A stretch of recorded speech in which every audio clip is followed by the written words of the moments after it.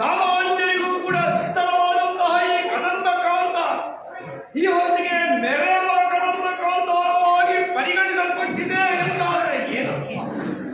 ಯಾವುದೋ ಮಹಾಶಕ್ತಿ ಕಾಂತಾರದೊಳಗೆ ಪ್ರವೇಶ ಮಾಡಿದೆ ಎನ್ನುವುದು ಸ್ಪಷ್ಟವೇ ಹೌದು.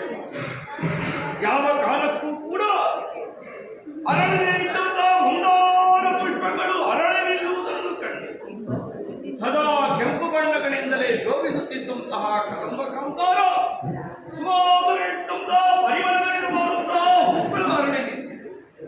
ಏನು ಆಶ್ಚರ್ಯವನ್ನು ಕಾಣುತ್ತಾ ಇದೆ!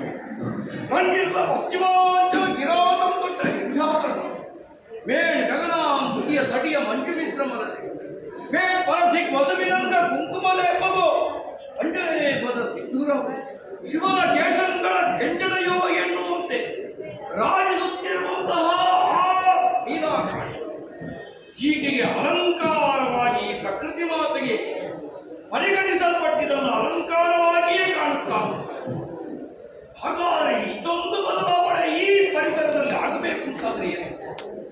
ಯಾವುದೋ ಶಕ್ತಿ ಇಲ್ಲಿ ಪ್ರವೇಶಿಸಿದೆ ಎನ್ನುವುದು ಇಡೀ ಪ್ರದೇಶವೇ ಬೆಳಕಾಗಿದೆ ಅಂತಾದರೆ ಆ ಬೆಳಕಿನ ಮೂಲ ಯಾವುದು ಎಂಬುದನ್ನು ನೋಡುತ್ತಾ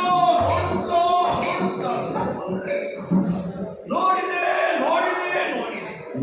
ದಂಡದಲ್ಲಿ ಅಲೆಯಲ್ಲಿ ಮಾನವಾರ್ತಾಂಡ ಸಮ ತೇಜಸ್ವಿನಿಯಾಗಿ ಬೇರಿಸುತ್ತಿರುವಂತಹ ಪುಂಡರೀಕಾಕ್ಷಿಯನ್ನು ನೋಡಿ ಆದಿಯಲ್ಲಿ ಎನ್ನುವುದು ಅರ್ಥವಾಗದೇ ಇರುವಂತಹ ಜೋಕಾಗಿಯಲ್ಲಿ ಸಮಸ್ತ ವಿಶ್ವವನ್ನೇ ತೂಗುತ್ತಾ ಇರುವವರು ನಾನು ಎನ್ನುವುದನ್ನು ಪಾಠ ಮಾಡುತ್ತಾ ಇದ್ದಾರೆ.